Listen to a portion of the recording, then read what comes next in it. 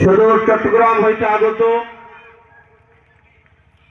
বিশিষ্ট আলেমে দ্বীন হযরত মাওলানা মুফতি ওবায়দুল্লাহ সাহেব দামাত বারাকাতুহুম বয়ান পেশ করছেন। হযরত মাওলানা মুফতি ওবায়দুল্লাহ সাহেব দামাত বারাকাতুহুম বিশিষ্ট মুহাদ্দিস আল্লামা মুহাম্মদ মিয়া কাসেমি ইসলামিয়া মাদ্রাসা রাজশাহী হযরতকে তার মূল্যবান বক্তব্য উপস্থাপনের জন্য বিনীত কণ্ঠে অনুরোধ করছি।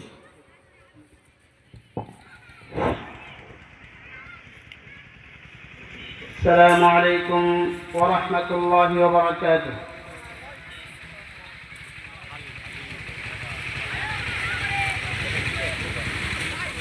إن الحمد لله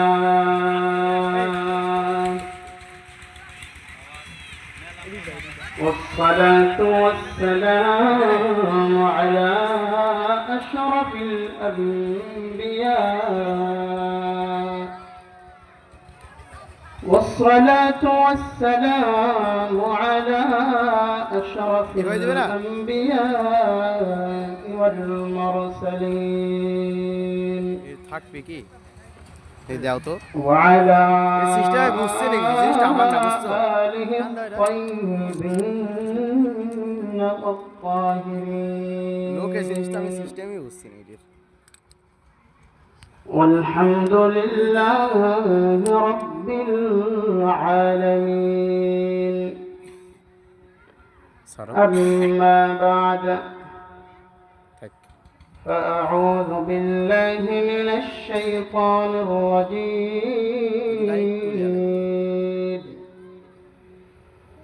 بسم الله الرحمن الرحيم.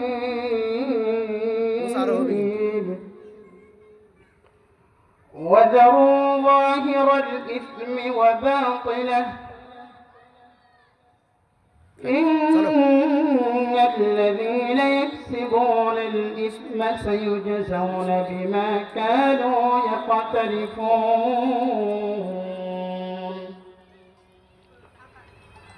وقال رسول الله صلى الله عليه وسلم لا يقعد قوم يذكرون الله إلا حفتهم الملائكة وغشيتهم الرحمة ونزلت عليهم السكينة وذكرهم الله في من عنده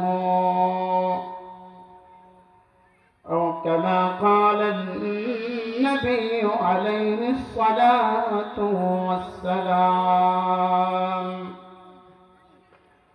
সকলে একবার মুহাব্বতের সাথে বিশ্বনবীর শানে দরুদ শরীফ পাঠ করি।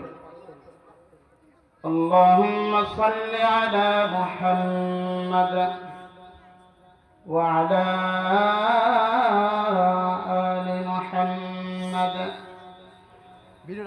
كما صليت على إبراهيم وعلى آل إبراهيم إنك حميد مجيد. اللهم بارك على محمد وعلى آل محمد كما باركت على إبراهيم وعلى آل إبراهيم إنك حميد مجيد. يا رب صل وسلم دائما أبدا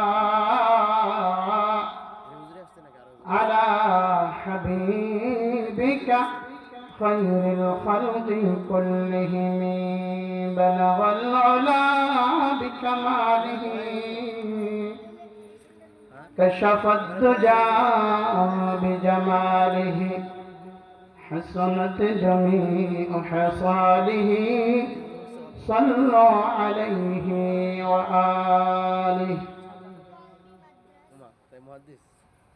আমরা সর্বপ্রথম মহান রব্ব করিমের দরবারে কলমার শুকর আদায় করছি যে রব্বুল আলামিন আমাদেরকে আজকের এই পবিত্র রহমত ও বরকতপূর্ণ এই আয়োজনে আমাদেরকে আসার এবং বসার তৌফিক দান করেছেন। সকলে বলি উচ্চ আওয়াজে আলহামদুলিল্লাহ। আমাদের কার কার রহমত প্রয়োজন আছে দেখি, কাদের রহমত প্রয়োজন আছে? আমরা হাত উঠিয়ে আল্লাহকে দেখাই। সকলের প্রয়োজন আছে তো? এই স্থান যেখানে আমরা বসেছি এটা হলো রহমতের স্থান। কার কার গুনাহ নাই? কার কার হাত উঠান্ত দেখি। আমাদের এমন কেউ নেই যার গুনাহ নাই, কারণ আমরা হলাম মানব জাতি। মানুষ, নবীগণ ব্যতীত সমস্ত মানুষ গুনাহ করে, গুনাহগার, পাপী। আমরা যারা এসেছি এই মাহফিলের উপকারিতা যদি আমরা জানি, অবশ্যই আমরা অবাক হব যে মাহফিলে আসলে যেখানে দিনের কথা আলোচনা করা হয় সেরকম স্থানে আসলে কত উপকারিতা, কত সওয়াব পাওয়া যায় সেটা যদি আমরা জানতে পারি অবশ্যই আমরা খুশি হব এবং আশ্চর্যান্বিত হব। যে হাদিসটি আমি আপনাদের সামনে পাঠ করেছি সেই হাদিস শরীফের মধ্যে বিশ্বনবী 4টি উপকারিতার কথা বলেছেন। কয়টি? 4টি। যারা মাহফিলে আসবে তারা 4টি লাভবান হবে। 1 নাম্বার, বিশ্বনবী ইরশাদ করেছেন, لا يقعد قوم يذكرون الله,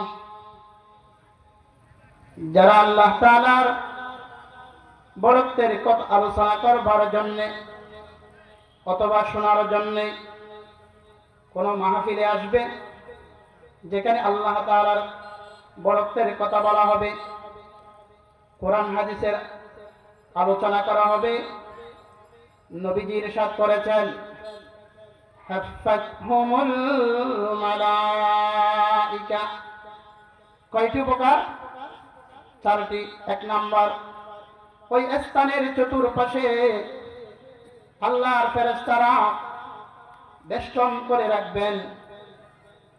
চতুর্পাশে, ওই স্থানের চতুর্পাশে আল্লাহর ফেরেশতারা বেষ্টন করে রাখবেন। 1 নাম্বার। 2 নাম্বার, ওয়া গাশিয়াতহুমুর রাহমা, ওই স্থানের চতুর্পাশে রহমত দ্বারা ঢাকা হবে। 3 নাম্বার, ওয়া নাযালাত আলাইহিমুস সাকিনা, নবীজি ইরশাদ করেছেন যে স্থানে আল্লাহর কথা বলা হবে, কোরআন হাদিসের আলোচনা করা হবে, ওই স্থানে আল্লাহ তাআলার বিশেষ রহমত অবতীর্ণ হবে। সুবহানাল্লাহ।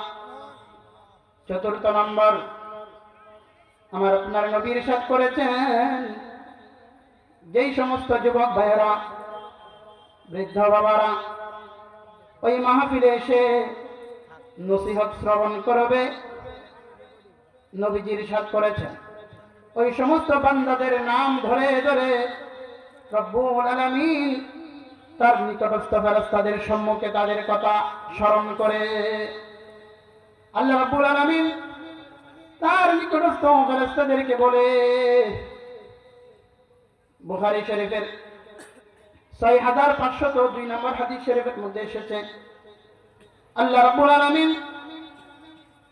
তিনার নিকটস্থ ফেরেশতাদের সামনে বলে, ওগো আমার ফেরেশতারা, ওই এলাকায় যে মাহফিল চলতেছে ওখানে অনেক যুবক ভাই দেখা যাচ্ছে, অনেক বৃদ্ধ দেখা যাচ্ছে। তারা কি জন্য এসেছে, তারা কি করে সেখানে? তখন ফেরেশতারা জবাব দেয়, মালিক, তারা আপনার বড়ত্বের কথা বলে, তারা রাসূলের গুণগানের কথা বলে।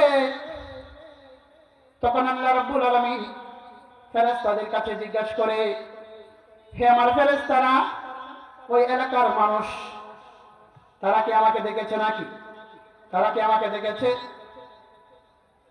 তখন ফেরেশতারা বলে, মালিক, তারা তো আপনাকে দেখে নাই।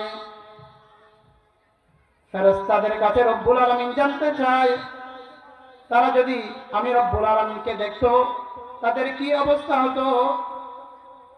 ফেরেশতারা উত্তর দেয়, তারা যদি আপনি রবকে দেখতেন অবশ্যই তারা আরো বেশি আপনার প্রশংসা বর্ণনা করত। সুবহানাল্লাহ। তখন রব্বুল আলামিন ফেরেশতাদের কাছে আবার প্রশ্ন করে, ওগো আমার ফেরেশতারা, তারা কি জন্য এসেছে, কি চাই তারা, তাদের উদ্দেশ্য কি? তাদেরকে সেখানে কি কোনো টাকা দেওয়া হবে অথবা কোনো অফার দেওয়া হবে কি? তারা কি জন্য এসেছে? তখন ফেরেশতারা বলে, মালিক, তারা একমাত্র আপনার কাছে জান্নাত চায়, জাহান্নাম থেকে পানা চায়। তখন রব্বুল আলামিন ফেরেশতাদের কাছে পুনরায় জিজ্ঞাসা করে, তারা কি জান্নাত দেখেছে, জাহান্নাম দেখেছে নাকি? আপনারা কি কেউ জান্নাত দেখেছেন? জান্নাত দেখেন নাই, জাহান্নাম দেখেন নাই। তা সত্ত্বেও আমরা রব্বুল আলামিনের কাছে জান্নাত চাই, জাহান্নাম থেকে পানা চাই কিনা? তখন রব্বুল আলামিন জিজ্ঞাসা করে, তারা তো জান্নাত দেখে নাই, জাহান্নাম দেখে নাই। তারা যদি জান্নাত দেখতো, জাহান্নাম দেখতো, তাদের কি অবস্থা হতো? তখন ফেরেশতারা বলে, মালিক, তারা যদি জান্নাত দেখতো, তারা যদি জাহান্নাম দেখতো, আরো বেশি জান্নাত চাইতো, জাহান্নাম থেকে পানা চাইতো। সুবহানাল্লাহ। এবং রব্বুল আলামিন ফেরেশতাদের সম্মুখে বলে, ওগো আমার ফেরেশতারা, তোমরা সাক্ষী থাকো, ওই মাহফিলে যারা এসেছে, নসিহত শ্রবণ করার জন্য যারা এসেছে, তোমরা সাক্ষী থাকো, আমি সকলকে মাফ করে দিলাম। সুবহানাল্লাহ।